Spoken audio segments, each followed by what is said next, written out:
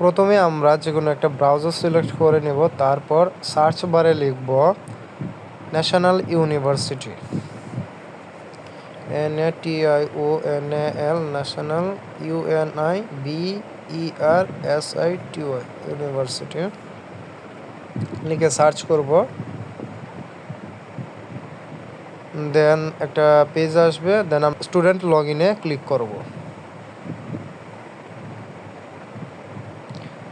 দেন আমরা রেজিস্ট্রেশন নাম্বারে আমাদের রেজিস্ট্রেশনটা দিব, এটা দিয়ে আমাদের যে রেজিস্ট্রেশন ওইটা দিব।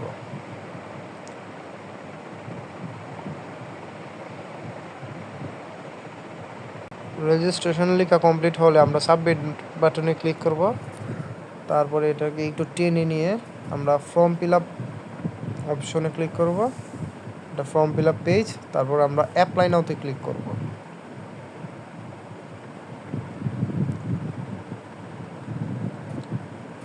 তারপর আমরা দেখব সব কিছু ঠিক আছে কিনা, আমাদের সাবজেক্ট, আমাদের রোল নাম্বার, আমাদের নাম, আমাদের কলেজ এবং টাকার পরিমাণ সব দেখা যাবে। তারপর মোবাইল নাম্বারও দেওয়া থাকবে। তারপর আমরা সাবমিটে ক্লিক করব।